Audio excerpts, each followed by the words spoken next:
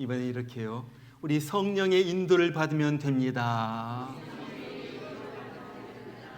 그래요. 성령의 인도를 받는 것, 바로 그것이 비결입니다. 여러분은 이런 말씀 한 번쯤 들어보셨을 겁니다. 위기는 기회이다. 위기는 기회다. 인생 살다가 갑자기 위기가 닥쳤을 때 그때가 바로 한층 더 올라갈 수 있는 기회라 하는 거예요. 2023년 미국의 포브스 잡지에 의하여 대한민국 부자 순위 2위에 오른 서정진이라는 분이 있습니다. 재산이 85억 달러예요. 85억 달러. 한국에서 둘째 가는 부자인데 이분이 오래전에 대우 대학교를 마치고 대우 회사에서 일하다가 IMF 당할 때 실직을 했습니다. 한마디로 잘린 거예요. 여러 군데 직장을 구하려 애써봤지만은 구할 수가 없었어요. 그래서 할 수 없이 회사를 차립니다. 그래가지고 그 회사를 차렸는데 그 회사가 셀츄리언이라는 회사예요. 그 회사가 성공을 거둬가지고 지금 한국의 두 번째 부자가 된 거예요. 무엇입니까? 위기가 기회가 된 거예요. 미국의 유명한 루터 벌뱅크라는 분이 있어요. 이분은 너무나도 가난하게 태어났어요. 그런데 몸도 허약한 거예요. 먹고 살기 위해 어려서부터 공장에 나가가지고 일을 하는데 허약해가지고 공장 일도 제대로 못해서 거기에서 잘리게 됩니다. 그래서 갈 곳이 없어가지고 농촌에 가가지고 한 꽃 농장에서 일하는데 너무 재미있는 거예요. 꽃을 가꾸고 꽃을 살펴보고 그러면서 꽃에 관심을 갖고 연구하기 시작합니다. 그러면서 그가 꽃에 이 화초 기른 것에 박사가 됐어요. 가시 없는 선인장을 만들어내고요.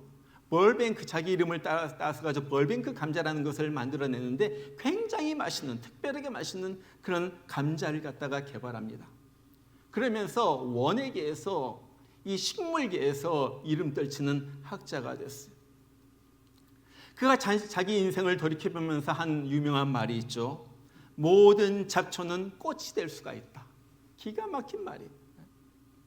어떤 잡초 같은 인생도 꽃처럼 아름다운 인생으로 변화될 수가 있다는 거예요.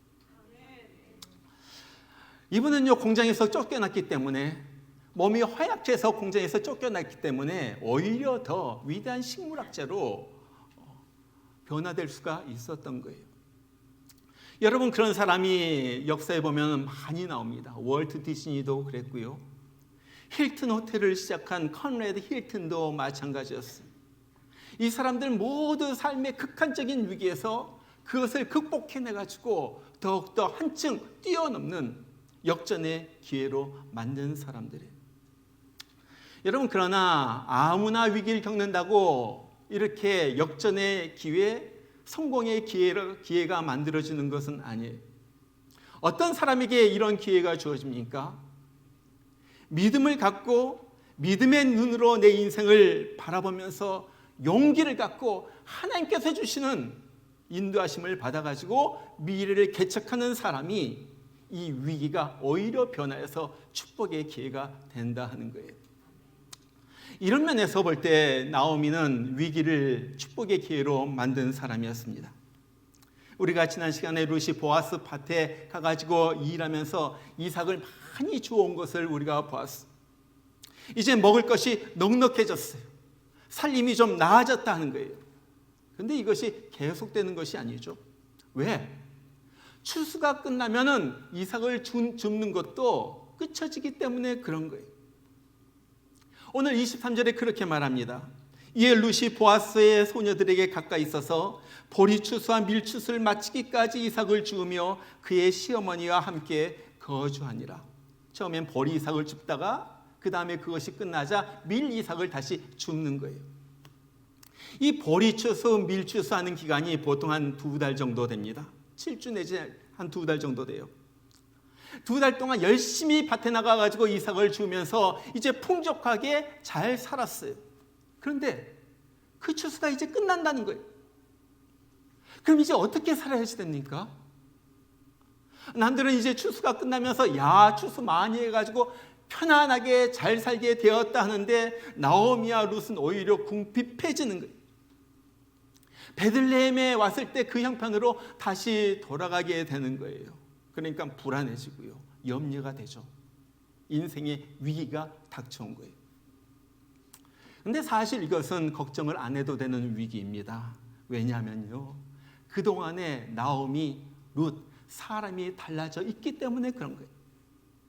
여러분, 어떤 위기가 찾아온다 할지라도 우리가 그것을 극복할 능력이 있다면 그것은 문제가 되지 않는 거예요. 중요한 것은 우리에게 닥치는 그런 위기가 중요한 것이 아니에요. 무엇이 중요합니까? 내가 그 위기를 극복할 수 있느냐, 극복할 수 있는 내 내적인 힘이 있느냐, 그것이 중요하다는 거예요. 위기가 중요한 것이 아니라 그 위기 가운데 위기를 대하는 사람의 모습이 중요하다는 거예요. 여러분, 나만 잘 서 있으면요, 나만 든든하면요, 이 위기는요, 내가 복을 받을 수 있는 절호의 기회가 되는 거예요. 근데 너무나도 감사하게도 이 나오미는 이 위기를 극복할 수 있는 사람이 되어 있었어요. 오늘 1절에 나오미가 룻에게 이렇게 말합니다. 내 딸아, 내가 너를 위하여 안식할 곳을 구하여 너를 복되게 하여야 하지 않겠느냐. 여러분, 이것이 무슨 말입니까? 룻, 너 이제 재혼해가지고 가정을 꾸며야지. 너 재혼해가지고 가정을 꾸며야지. 이 말 속에는 두 가지 의도가, 나오미의 두 가지 의도가 담겨져 있어요. 첫 번째는요, 룻을 향한 연민입니다. 아직도 앞길이 창창한 젊은 며느리가 혼자 평생 사는 것이 너무나도 안타까운 거예요. 그래서 룻, 너 재혼해. 그래가지고 남은 평생 아름답게 편하게 살아야지. 두 번째는요, 자신의 가문을 세우겠다는 의도도 거기에 있었어요. 비록 남편도 죽고 두 아들도 죽었지만 며느리를 통해 가지고라도 좀 손자 좀 보았으면 좋겠다 하는 그런 바람이 있었던 거예요. 여러분, 이런 처지에 나오미가 큰 가문을 이루고 위대한 인물이 후손에서 나올 것을 기대했겠어요? 그냥 좀 그랬으면 좋겠다. 그런데 룻을 통하여 다윗이 등장하랍니다. 룻의 후손을 통하여 예수님께서 오시는 거예요. 여러분, 바로 이것이 인생의 역전이고 전화위복이에요. 기가 막히잖아요. 여러분, 오늘 역사상 가장 위대한 가문이 시작이 되는데 바로 그 시작이 오늘 나오미의 이 말에서부터 시작이 됩니다. 내 딸아, 내가 너를 위하여 안식할 곳을 구하여 너를 복되게 하여야 하지 않겠느냐. 지금 나오미는요, 추수가 끝나고 곡식이 점점 더 줄어드는 것을 보면서 야, 이거 다 떨어지면 우리 어떻게 먹고 사냐, 이거 큰일 났다, 이제 우리도 또 굶게 되는 거 아닌가 하면서 낙심하면서 앉아있지 않았다는 거예요. 그 대신에 무엇을 합니까? 지금 미래를 향하여 꿈을 꾸고 있어요. 어떤 꿈이에요? 룻이 잘 되어가지고 복을 받는 꿈이에요. 몰락한 가문이 다시 일어서는 꿈이에요. 남에게 꾸고 빌어먹는, 얻어먹는 그런 삶에서 남에게 꾸어주고 베풀어주는 삶으로 바뀌어지는 그런 꿈이에요. 그 꿈. 여러분, 이것이 나오미의 위대한 점이에요. 보통 위기가 찾아오면 보통 사람들은 야, 이 위기를 어떻게 견뎌내냐, 어떻게 이 위기가 빨리 가야지 될 텐데 이거 내가 어떻게 해야지 되는가, 이 위기 어떻게 막을까, 그거 생각하기에 급급합니다. 그런데 오늘 나오미는요, 그 위기 가운데서 꿈을 꿔요. 더욱더 밝은 미래를 향한 꿈을 꾸는 거예요. 여러분, 이렇게 믿음으로 꿈을 꾸는 자에게 무슨 일이 일어난 줄 아세요? 하나님이 꿈을 이루는 방법, 새로운 아이디어를 그에게 주시는 거예요. 자, 나오미가 그래서 룻에게 이런 지시를 합니다. 오늘 밤에 보아스가 타작마당에 가가지고 보리를 까볼 텐데 너는 여기서 목욕을 깨끗하게 하고 기름을 바르고 새 옷을 입고 준비하다가 그곳에 가서 기다리다가 보아스가 잠들 때 그의 발치 이불을 갖다가 살짝 들고 그 발치에 누워 있어라. 그리고 룻은 이 어머니의 말에 무조건 순종을 합니다. 그리고 이 말 그대로 해가지고 결국 룻이 보아스의 아내가 되는 거예요. 여러분, 오늘 이것이 우리에게 주는 의미가 무엇입니까? 도대체 우리가 이 말씀을 통하여 우리가 무엇을 해야 되겠어? 내가 정말로 내 위기가 축복의 기회로 바꿔지기를 원합니다.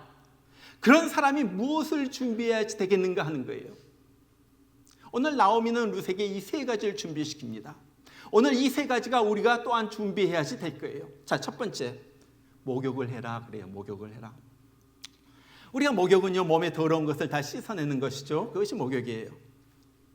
우리는 사는 동안에 저절로 더러운 것이 몸에 낍니다. 때가 저절로 생기는 거예요.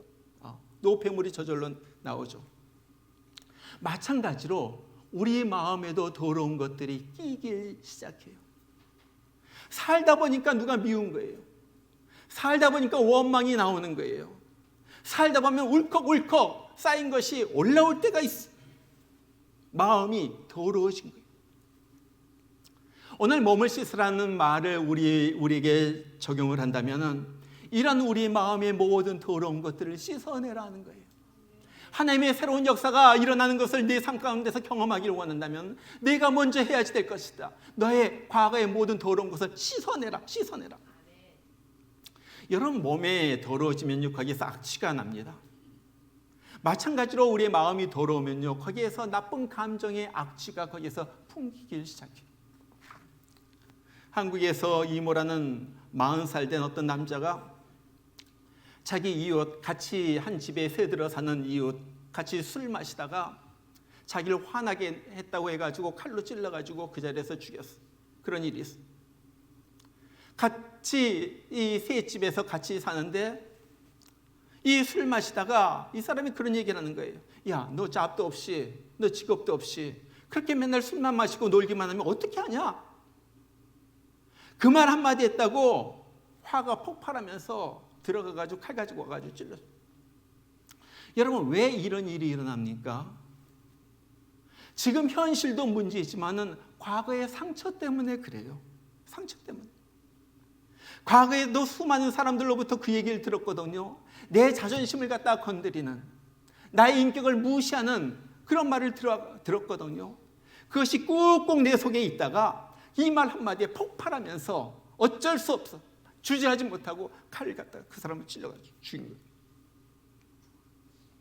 여러분, 이 사람만 상처가 있는 것이 아니에요. 우리 모두 상처를 가지고 있어요. 여러분 보면요, 세상에 상처 없는 사람은 없어요. 어떻게 보면 산다는 것은 상처를 받는 일이에요. 그러죠?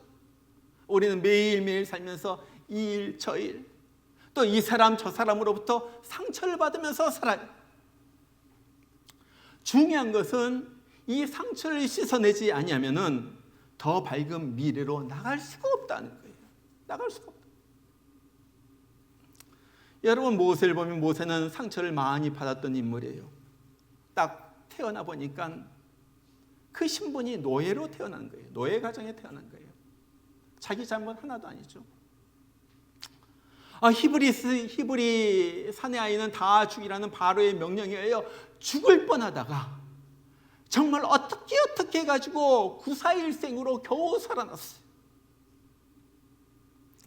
자라면서도 보이지 않는 차별을 당하죠. 왕궁에서 자라긴 했지만은 정말 보이지 않는 그 권력 투쟁 속에서 밀려나게 된 거예요. 밖에 나가가지고 도와주려고 했던 자기 동족 히브리 사람으로부터도 네가 누구냐면서 거절을 당합니다.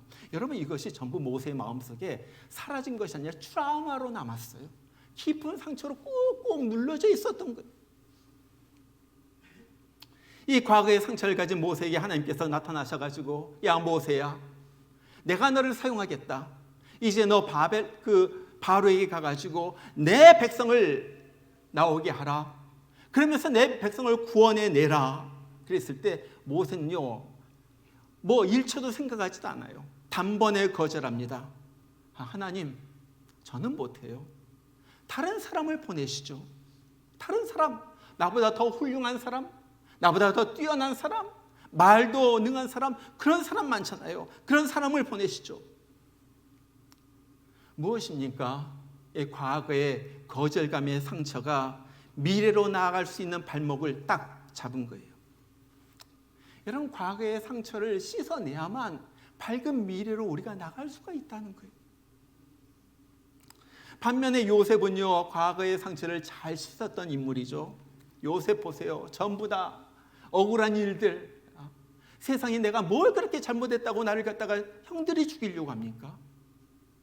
도대체 내가 뭘 잘못했다고 억울하게 누명을 씌워가지고 나를 감옥에 쳐넣은 이 보디발의 아내. 기꺼이 꿈을 해석해 주어가지고 옥에서 나가게 되었지만은 2년 동안이나 자기를 새까맣게 잊어버렸던 그 술 맡은 관원. 그런데 이 요셉은요, 그 누구에게도 원한이 없어요. 그 누구에게도.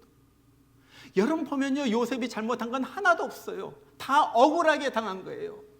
대들면 대들 수가 있어요. 싸우면 싸울 수가 있어요. 그러나 요셉은요, 전혀 조금도 누구에게도 원한이 없어요. 이 사람은요, 과거를 갖다가 생각하지 않아요. 과거를 곱씹지 않아요. 그러면서 뭘 생각합니까? 내 인생이 하나님 손에 있다. 하나님이 지금 이 모든 일어난 일들을 통하여 나의 꿈을 이루고 계신다. 지금도 나는 형통케 하시는 그 길을 나는 걷고 있다. 하나님은 내 삶에 보이지 않게 역사하고 계신다. 여러분, 이것을 늘 생각하면서 그는 상처를 갖다가 늘 씻어낸 거예요. 그렇게 앞날만을 생각하다가 하루하루 충실히 살아간 동안에 어느 순간 갑자기 하나님의 때가 이뤘을 때 그는 애굽의 총리로 등극하게 됩니다. 여러분, 오늘 룻도 그래요. 룻에게 얼마나 아픈 기억이 많겠어요. 젊은 나이에 자식 하나 없이 남편이 갑자기 죽어버린 거예요. 남편과 사별했어요. 얼마나 가슴이 찢어지는 아픔이겠어요. 그것뿐만 아니라 정들었던 고향, 친정 식구들, 친구들 다 떨어지는 이별도 겪었잖아요. 늙은 시어머니와 이국 땅에 와가지고 단둘이서 사는데 뭐 좋은 일만 있겠어요? 나오미가, 제가 보기엔 나오미가 보통 성격이 아니었을 것 같아요. 그러니까 룻이 시집살이를 하는 거죠. 억울하긴 억울한 말도 들었을 거예요. 정말 룻에게 원망하려면 원망할 사람도 많고요, 미워하려면 미워할 사람도 많아요. 그런데 룻은요, 이 모든 것을 다 접어놓고 가기로 결심한 거예요. 그렇기 때문에 새 일을 할 수가 있었던 거예요. 여러분, 우리도 그렇습니다. 위기를 도약의 기회로 만들려면요, 제일 먼저 나의 과거를 갖다가 씻어내버려야지 돼. 나의 상처를 갖다 씻어내야지 돼. 누구도 미워하면 안 돼. 누구도 원망하면 안 돼요. 이것이 내가 축복된 미래로 갈 수 있는 첫 번째 방법이에요. 씻어라, 씻어라, 씻어라. 자, 두 번째, 나오미는요, 룻에게 기름을 바르라고 그래요. 물론 뭐 남자에게 다가가니까 향기가 나는 아름다운 그 기름을 바르라고, 그런 의미가 1차적으로는 있죠. 그러나 우리에게 기름을 바른다는 것은 무엇을 의미합니까? 여러분, 기름은요, 성경에서 성령을 상징해요. 기름을 바르는 것은 성령의 기름 부음을 갖다가 받는 거예요. 누가복음에도 보면 예수님이 성령의 기름 부음을 받았다고 그래요. 고린도후서 1장 21절에도 하나님이 우리에게도 성령의 기름 부음을 주셨다고 그래요. 요한일서 2장 20절에 보면 너희는 거룩한 자에게서 기름 부음을 받고 모든 것을 아느니라. 기름 부음이 이렇게 중요한 거예요. 자, 오늘 룻이 기름을 바른 것은 성령으로 충만케 되는 것을 상징적으로 보여주는 일이고, 지금 위기를 바꿔서 위기를 기회로 바꿔서 새 생을 하려면은 성령의 충만함을 받고 성령의 이끌림을 받아야 된다는 것을 여기에서 보여주고 있는 거예요. 여러분, 기름을 바르면요, 그 몸에서 향내가 납니다. 마찬가지로 우리가 성령 충만하면요, 우리 가운데서 성령의 아름다운 향기가 막 풍겨나기 시작해요. 내 삶의 사랑과 기쁨과 화평과 인내와 자비와 양성과 충성과 온유와 절제, 셀프 컨트롤, goodness, meekness, 자비, mercy, 이런 막 아름다운 향기가 내 삶에서 풍겨나오기 시작해요. 저는요, 어떻게 해가지고 이 보아스가 별 볼 없는 룻에게 반했을까, 한눈에 반했을까 한번 생각해 봤어요. 뭐 룻이 가정 환경이 좋고 아니면 많이 배워서 그랬을까요? 아니에요. 룻이 뭐 예쁘게 생기고 미모가 뛰어나서 그랬을까요? 뭐 성경이 없으니까 모르겠어요. 그런데 그것도 아닌 것 같아. 성경을 읽다 보면 그래요. 전 다른 이유가 있다고 생각을 해요. 그것은 룻에게서 풍겨나온 것이 있어요. 풍겨나온 것. 그것이 무엇입니까? 성령 충만한 사람에게서 풍겨나오는 향내가 막 풍기는. 룻은요, 하나님 한 분 섬기기 위하여 모든 것을 다 버리고 나오미를 따라서 여기까지 왔어요. 지금 룻의 마음에는요, 다른 건 안 보여요. 다른 건 안 보여. 하나님 한 분으로 꽉 차 있는 거예요. 요즘 말로 말하면 성령 충만했다는 거예요. 그러니까 내 속에 성령이 충만하니까 성령의 향내가 풍기는 거예요. 저절로 신앙의 냄새가 나와요. 이 아름다운 얘기가 흘러 베들레헴에 쫙 퍼집니다. 그리고 나서 누구의 귀까지 들어가요? 보아스의 귀까지 들어가는 거예요. 보아스가 그러잖아요. 내가 행했던 일들 갖다 내가 다 들었다. 다 안다. 이런 사람, 성령 충만한 사람, 성령의 냄새가 풍기는 사람. 여러분 그런 사람 봤어요? 찬양을 할 때 그냥 찬양이 아니라 성령에 취해가지고 하나님을 향하여 내 영으로 막 기쁨으로 찬양하는. 기도할 때 기도 소리가 내 입에서 나오는 소리가 아니에요. 하나님을 향하여 속에서 나오는 그 하나님을 향하여 드리는 그 기도. 성령에 푹 쩔어가지고 드리는 예배. 힘든 일이 있더라도 그런 사람에게서 늘 평안함이 있어요. 알아요? 얼마나 힘든 일을 겪고 있는지. 그래도 만나면요 늘 평안함이 흘러가는. 어떻게 알았는지 힘든 사람, 어려운 사람 보면요 먹을 걸 찾아가가지고 위로해주고 힘을 주고 섬기는 모습을 보면요 꼭 천사 같아요. 천사 같아요. 속에 있는 것이 흘러나오는 거죠. 내 안에 계신 예수가 흘러나오는 거예요.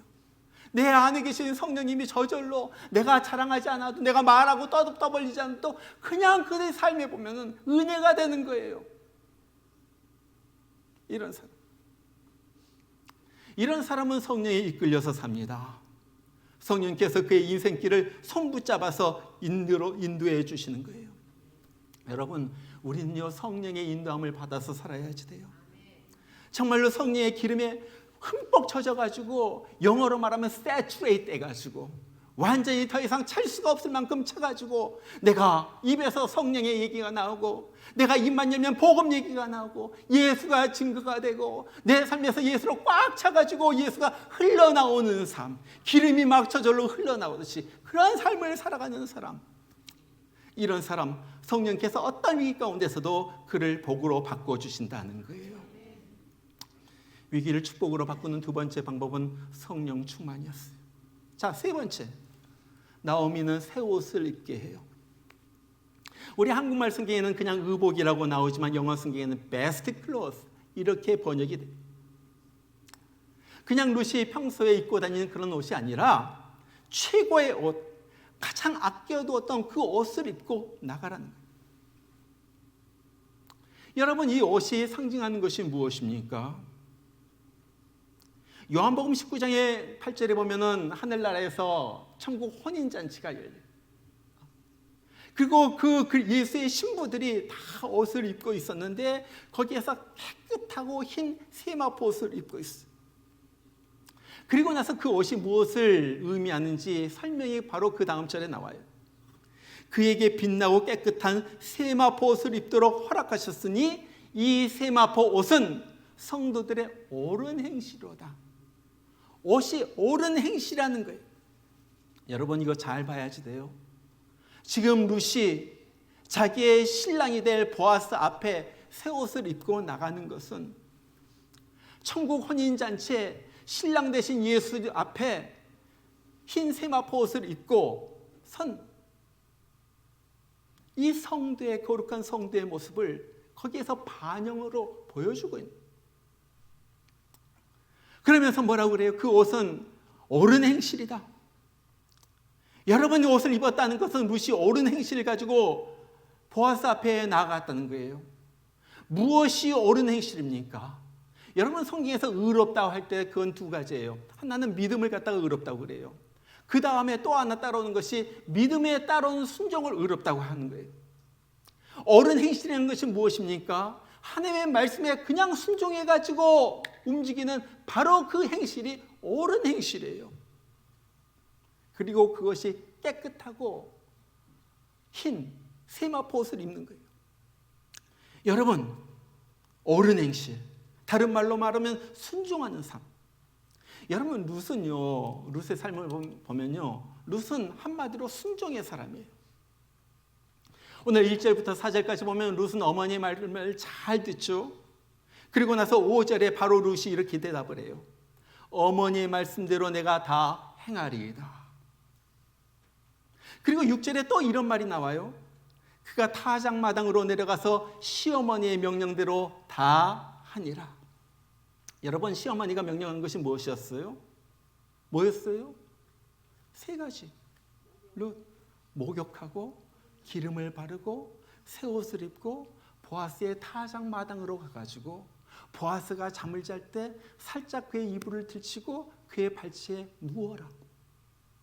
여러분 한번 생각해 보세요. 여러분 이것이 쉬운 일이었을까요? 어려운 일이었을까요? 어려운 일. 자, 여러분이라면 하겠어요? 일부 예배에서 물어보니까 아무도 못한대. 남의 남자가 자는데 이불 들치고 거기에 눕는 건 아무도 못한대. 아니 그러다가 지금 야외에서 잠을 자는데 다른 사람이 복이라도 하면 어때요? 또 보아스가 이런 자기를 어떻게 생각할지 누가 알아요? 그러죠? 저는 이 말씀을 생각하면서 이런 상상을 해봤어요. 상상이에요. 제 와일드 드림. 상상이. 보아스가 이렇게 한참 밤에 잠을 잤는데 발에 뭐가 물컹하고 걸리는 거예요. 이게 뭐냐? 깨보니까 룻의 뱃살이에요. 룻의 뱃살. 이게 뭐야? 한밤중에 서로 얼마나 놀랐겠어. 이 보아스가 잠버릇이 좀 고약하거든요. 자다가 막 몸을 갖다가 돌리고 막 발을 갖다가 뻗고 그러는데 그냥 발을 갖다가 한 대 뻗었는데 뭐야? 룻에 뭐가 팡짝하는 거예요. 보아스의 그 쌓아놓은 발에 룻의 안면이 정통으로 얻어맞은 거예요. 눈에 불이 번쩍하죠. 룻은 내색을 할 수가 없어. 하면서 막 참는 거예요. 정말 그 밭에서 무슨 일이 일어날지 모르는 거예요. 그러잖아요. 아마 미친 여자로 몰릴지도 몰라요. 어떤 망신을 당할지도 몰라요. 여러분이라면 하겠어요. 그런데 룻은요, 이 미쳐 보이는 일을 갖다가 과감하게 그대로 행합니다. 오늘 말씀에 보면 그렇게 말해요. 그가 타작마당으로 내려가서 시어머니의 명령대로 다 하니라. 부분만 하는 것이 아니라 다 그대로 해요. 어느 정도만 순종한 것이 아니라 하나도 빼먹지 않고 다 그대로 말한 대로 그대로 순종했다는 거예요. 여러분 우리가 아무리 알아도 행동이 없으면요 그것은 아무것도 아니에요. 그렇죠? 우리가 아무리 결심을 해도 아무리 은혜를 받고 결심을 해도 실행을 하지 않으면요 그것은 아무것도 아니에요. 아무것도 아니에요.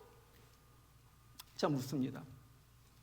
여러분 매주일 말씀을 듣고 얼마나 실천하고 있어요? 주일날 와가지고 은혜 받고 돌아가가지고 그 말씀이 내 삶 속에서 얼마나 움직임으로 행동으로 나타나고 있어요. 믿음은 생각이 아니에요. 믿음은 그냥 은혜 받고 그치는 것이 아니에요. 믿음은 무엇입니까? 믿음은 행함이에요. 믿음은 행함이에요.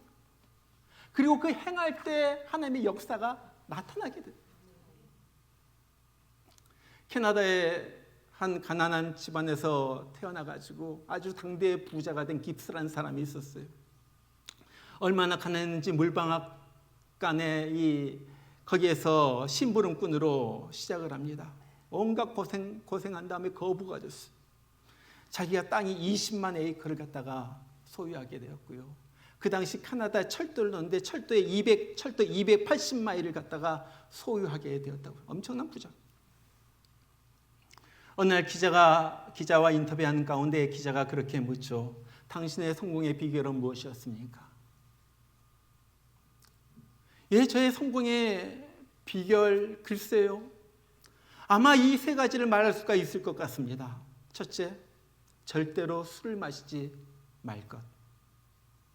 둘째, 수고하는 것을 싫어하지 말고 부지런하게 일할 것. 셋째, 하나님을 믿고 만사에 염려하지 말 것. 이 세 가지가 오늘날의 저를 있게 한 것 같습니다. 이 말 들은 기자가 그렇게 물어봐요. 그거 다 뻔뻔한 거 아닙니까? 우리가 다 아는 얘기 아닙니까? 그때 깁슨이 웃으면서 그렇게 말합니다. 그렇죠. 우리 다 누구나 다 알고 있는 사실이죠. 그러나 문제는 이 다 아는 것을 실천하지 못하고 있다는 것입니다. 나는 내가 알고 있는 것을 실천했을 뿐입니다. 여러분, 요즘은요, 지식의 홍수의 시대예요. 모르는 것이 문제가 아니에요. 무식이 문제가 아니에요. 사실 보면요. 컴퓨터 열면요, 다 쏟아져 나옵니다. 요즘 챗GPT가 나오고 퍼플렉스리가 나오고요. 그 다음에 그록 이런 것이 나와가지고 말로 야 이거 뭐냐? 설교 한 편 만들어줘. 그러면 설교가 쭉 나오는 시대예요. 모르는 것이 문제가 아니에요. 무엇이 문제입니까? 문제는 아는 것을 실천하지 못한다는 것. 그것이 문제예요. 어떤 분이 이런 말을 했어요. 사람들은 특별한 이야기를 듣고 싶어 한다. 그리고 아무것도 실천하지 않는다. 그러죠? 설교도 귀가 설깃할 정도로 특별한 설교를 원해요. 목사들은 이 특별한 설교를 만들기 위하여 죽으라고 고생을 합니다. 일주일 내내. 그래가지고 설교를 하면요, 실행이 없는 거예요. 아무리 그래도요, 맨날 똑같은 삶을 살고요, 변화가 없어요. 여러분, 우리 교회에 오래 다니신 분들 얼마나 여러분의 삶에 변화가 있었어요? 10년, 20년 다녔다면 여러분의 삶이 그만큼 나아졌어요.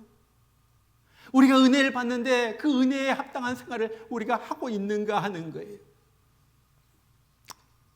만약 실행이 없다면요, 그 특별한 설교가 무슨 소용이 있겠어요? 여러분, 사실 보면요, 이 세상에 특별한 일은 별로 없어요. 그게 그거예요. 제 설교 365일 다 들어보세요. 뻔한 거예요. 잘 믿고 천국 가자. 그거잖아요. 내가 다른 얘기 하나요? 잘 믿어서 우리 천국 가자. 그거잖아요. 중요한 것은 어떻게 내가 실천하고 있는가 하는 거예요. 여러분, 요즘 보면요, 우리 삶에도 위기가 닥쳐올 때가 있어요. 요즘 너무나도 뒤숭숭하잖아요. 수많은 사람들이 레이오프 당하고요, 실직 당하고요, 가게가 망하고요, 가정이 찢어지고요, 온갖 위기의 소리가 들려옵니다. 대다수의 사람들은 이런 위기 가운데 허둥지둥하다가 그대로 넘어져 인생을 망치는 사람이 있어요. 그러나 어떤 사람들은요, 이 위기를 통하여 오히려 잘 되는 기회로 만드는 사람이 있어요. 룻이 그랬어요. 다윗이 그랬어요. 요셉이 그랬어요. 자, 어떻게 그렇게 합니까? 오늘 배운 세 가지. 나 자신을 준비하는 거죠. 룻이 목욕을 깨끗하게 해가지고 씻어냈듯이 우리도 우리의 아픈 과거, 죄를 갖다 깨끗하게 씻어내는 거예요. 룻이 온몸에 기름을 발랐듯이 우리도 성령 충만해가지고 이제 성령의 인도함을 받아서 산. 룻이 새 옷을 입었듯이 우리도 행함의 옷을 입고 성령의 말씀하신 바를 실천하면서 사는 거예요. 여러분, 성경이 분명히 말해요. 영혼 없는 몸이 죽은 것 같이 행함이 없는 믿음은 죽은 것이니라. 우리 죽은 믿음 가지면 안 돼요. 쓸데없는 믿음 가지면 안 돼요. 살아있는 믿음을 가져야지 돼요. 룻은요, 행동하고 실천함으로 자기의 믿음을 증명했어요. 그리고 이 룻의 증명된 믿음, 실천하는 이 믿음에 하나님께서 놀라운, 생각하지도 못했던 축복으로 그에게 부어주신 거예요. 요즘 세상이 너무나도 어수선해요.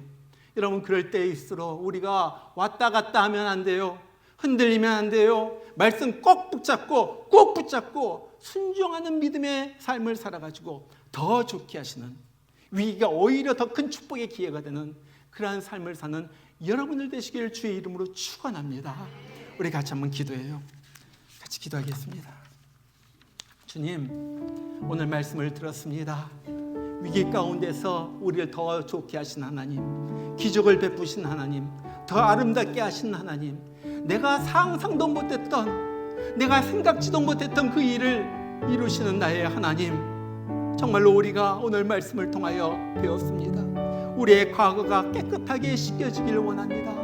과거의 어떤 상처도 주님 앞에서 예수 그리스도의 보혈로 깨끗하게 씻어지기를 원합니다. 주님, 내가 성령 충만하여서 성령의 인도하심을 받기를 원합니다. 정말로 내가 정말로 행함의 옷을 입고 성령의 말씀하신 바를 실천하면서 살기를 원합니다. 아버지, 살아있는 믿음 갖게 해주시고 행동하는 믿음이 갖게 해주시고 우리 주님께서 인정해 주시는 그러한 믿음 가지고 살아서 오늘 또 역사하시는 하나님을 체험하는 내가 되게 하여 주시옵소서. 나에게 임하여 주시고 우리 가정에 임하여 주시고 우리 자식에게 임하여 주시고 우리의 경제 생활에 임하여 주시옵소서. 우리 이 시간에 다 같이 주님 앞에 간절히 기도하겠습니다. 기도합니다. 우리 하나님 아버지 오늘 말씀을 들었습니다. 아버지 무시 정말로 말도 안 되고 힘든 그런 일이었지만은 하나님 아버지 시어머니의 말에 무조건 순종하면서 나갔는데 아버지 하나님 그 순종에 하나님께서 복을 주셔서 이 놀라운 일들이 일어나게 되는 것을 보았습니다. 나의 하나님 아버지 하나님, 우리도 모든 과거의 상처, 모든 과거의 아픔들 정말 예수 그리스도의 씻어내게 하여 주시옵소서. 아버지 하나님, 우리의 과거가 말끔하게 씻어지게 하여 주시옵소서. 아버지는 더 이상 나쁜 것을 생각도 안 나게 하여 주시옵소서. 우리 하나님 아버지, 우리가 늘 성령 충만, 내 마음이 정말 주님으로 완전히 채워지기를 원합니다. 하나님으로 채워지기를 원합니다. 성령으로 충만받기를 원합니다. 우리 하나님 아버지, 예수로 내가 채워지기를 원합니다. 그래서 주여 성령의 인도하심을 받으면서 살길 원합니다. 아버지 하나님, 정말로 우리가 듣고 그치는 것이 아니라 은혜 받고 그치는 것이 아니라 아버지 이 은혜가 흘러나와서 내 삶이 변화되는 일들이 일어나게 하여 주시옵소서. 아버지 하나님, 내 삶을 바뀌어놓는 변화시키는 그러한 말씀의 능력이 우리 삶에 내 삶에 나타나게 하여 주시옵소서. 아버지 하나님, 영혼 없는 몸이 죽은 것 같이 행함이 없는 믿음은 죽은 것이라고 했는데 이제 아버지 하나님 실천함으로 내 믿음을 증명하면서 살게 하여 주시옵소서. 믿음이 증명될 때 하나님의 영이 역사가 아버지 하나님 내 삶에서 일어나는 것을 보게 하여 주시옵소서. 우리 하나님 아버지 하나님, 정말 위기 가운데 주님 바라보게 해주시고 염려하고 두려워하고 나 자빠져 앉아있는 것이 아니라 오히려 하나님을 향하여 새로운 꿈을 꾸고 아버지 하나님 성령의 지시를 받아서 아버지 나아가는 우리가 되게 하여 주시옵소서. 우리가 되게 하여 주시옵소서. 우리 하나님 아버지, 우리의 삶을 주님 앞에 드립니다. 우리의 자녀의 삶도 주님 앞에 드립니다. 우리의 모든 경제적인 어려움도 주님 앞에 드립니다. 내 육신의 약함도 주님 앞에 드립니다. 건강의 문제도 주님 앞에 드립니다. 내 삶에 일어나는 여러 가지 위기의 상황 가운데서 아버지 하나님, 나는 어찌할 수 없어서 우리 하나님 앞에 이 문제를 내려놓습니다.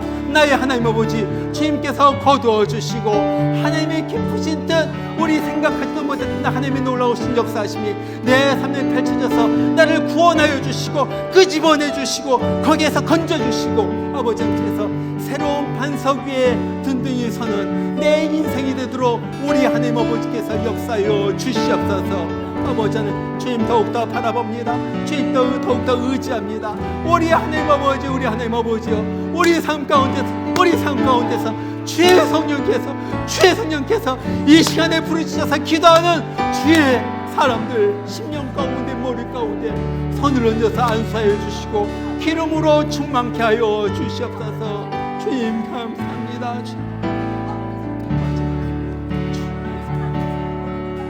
주님 말씀하시며 내가 나가리다. 주님 뜻이 아니면 내가 멈춰서리다. 나의 가고서는 너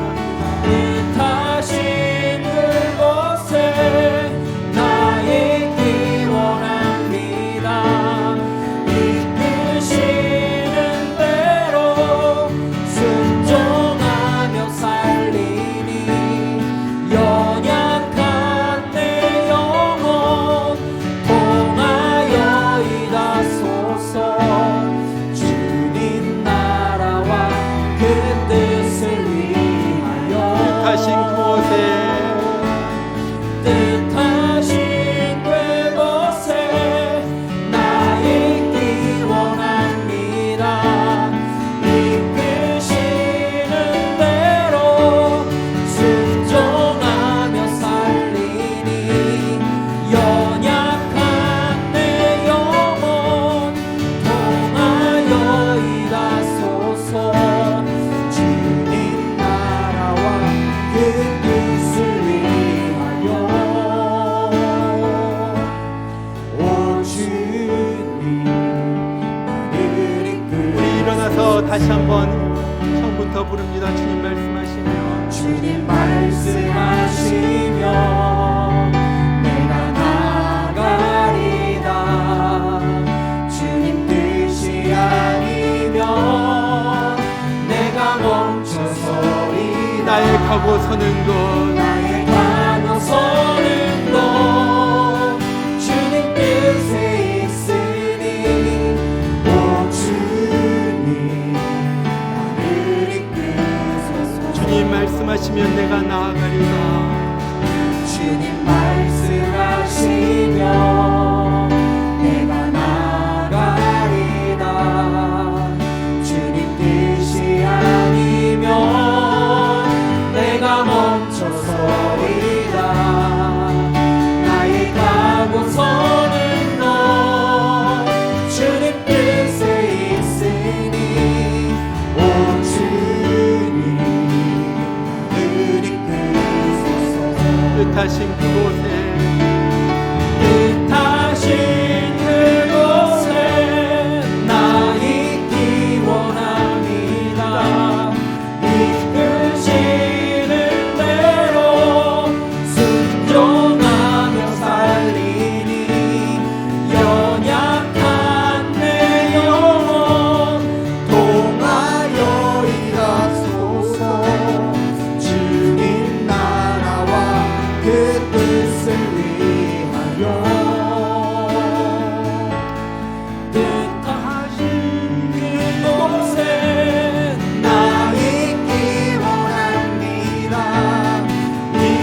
이끄시는 대로 순종하며 살리니 연약한 내 영혼 통하여 일하소서. 주님 나라와 그 뜻을 위하여 오 주님 나를 이끄소서. 오 주님 나를 이끄소서. 오 주님 나를 이끄소서.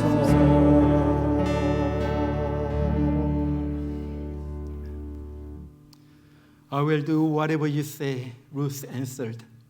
So she went down to the threshing floor and did everything her mother-in-law told her to do. 룻이 시어머니에게 이르되 어머니의 말씀대로 내가 다 행하리이다 하니라. 그가 타작마당으로 내려가서 시어머니의 명령대로 다 하니라. 이제는 우리를 영원한 지옥불에서 건져내시기 하여 자기 몸을 십자가에서 희생하신 예수 그리스도의 그 크신 은혜와 자기 아들 그 귀한 아들을 우리를 위하여 대신 이 땅에 내려 보내주신 하나님 아버지의 극진하신 사랑하심과 오늘 또 우리 옆에 계셔서 우리 손을 붙잡고 새로운 곳, 더 좋은 곳, 더 밝은 곳으로 인도해 주시는 성령의 역사심이 주님 없이는 나는 못 삽니다. 나를 불쌍히 여겨 주시옵소서. 내가 성령 충만하기를 원합니다. 믿음의 역사가 내 삶 가운데서 일어나기를 원합니다. 하나님 역사여 주시옵소서. 간절히 간구하는 주의 심령들 위해 지금부터 늘 함께 하시기를 주의 이름으로 축원하옵나이다. 아멘.